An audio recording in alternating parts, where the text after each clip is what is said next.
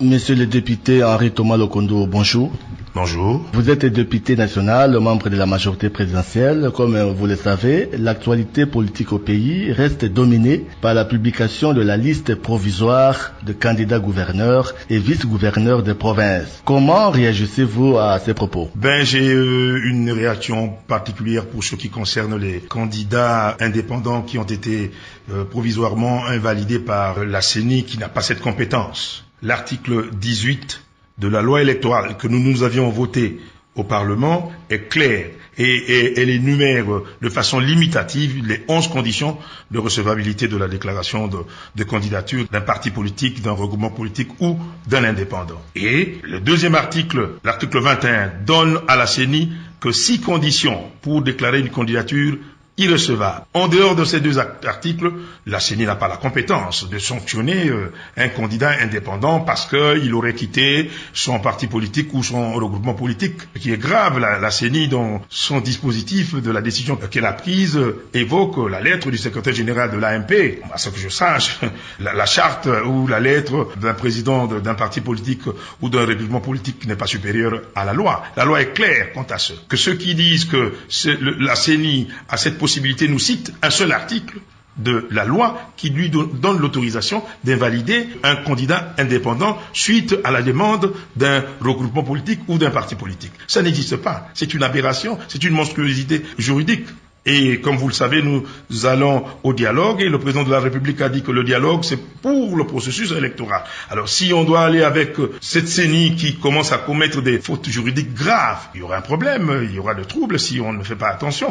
Nous avons eu des exemples, il y a eu jurisprudence. L'actuel gouverneur du Bas-Congo s'était présenté en indépendant alors qu'il était de la majorité présidentielle. Celui qui était à l'ancienne province orientale Bamani-Sa, mêmement, et le chef de l'État lui-même s'est présenté par 2 fois comme candidat indépendant. Donc, il n'avait pas enfreint la Constitution ni la loi électorale. Donc, il ne faut pas qu'on puisse inventer des choses qui n'existent pas. Honorable Henri Thomas Lokondo, il n'y a pas d'exception dans les cas de tous ces candidats invalidés.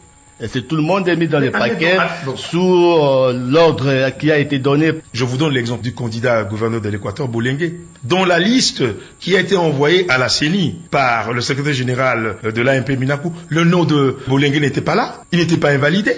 Son nom n'était pas là. Mais la CENI l'invalide. Alors que ceux qui ont été cités dans cette liste-là, envoyés par Minakou pour être invalidés, je cite le gouverneur d'Ombujimai, Ngoy Kassaji et Bamanissa, eux, ils ont été réhabilités. Pas que je suis contre eux. Mais je me dis, mais pourquoi alors ils n'ont pas appliqué strictement et rigoureusement ce que le secrétaire général de l'AMP avait envoyé? C'est qu'ils veulent éliminer d'autres candidats. Et ce candidat-là, Bolengue, son nom a été enlevé très tard. Et nous connaissons dans quelles conditions son nom a été enlevé. C'est pas bien.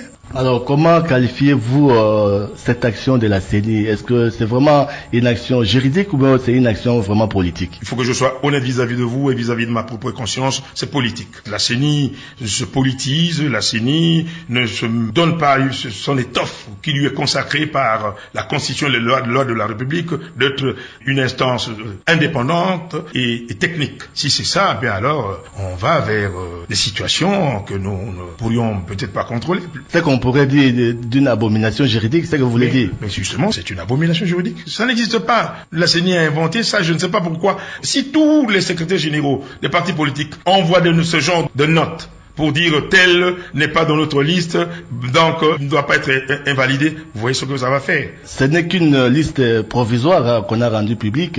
Vous pensez que le candidat invalidé, ils ont la chance de saisir la justice et puis de gagner? Bien sûr que oui, c'est prévu. Ils vont faire recours au niveau de cour d'appel de la République. Vous savez, notre justice a été toujours décriée par la population. Le chef de l'État, dans beaucoup de ses discours, a toujours dit que la justice doit faire un effort pour répondre aux attentes de la population. Mais si la justice confirme ce que la CENI a fait, et comme je ne sais de le dire, cher ami, ce serait la fin de l'État, alors on ne sait pas aller en ce moment aux élections avec une CENI comme ça. Alors, pensez-vous que toutes les cours d'appel de la République à qui vous demandez de corriger ce que vous qualifiez d'abomination juridique de la CENI pourraient rectifier vraiment les tirs? Je fais confiance en la justice. La justice doit faire un sursaut pour montrer à l'opinion tant nationale qu'internationale qu'elle est indépendante. Et je le dis parce que, en dehors de ces deux articles que j'ai cités, l'article 18, l'article 21, il n'y a pas un autre article qui règle ce problème de recevabilité de candidature. Si quelqu'un dit, il a un autre article qui donne le pouvoir à la CENI, qui nous le dise, qui nous le lise, en ce moment on comprendra. Henri Thomas Lokondo, je vous remercie. C'est moi qui vous remercie, cher ami.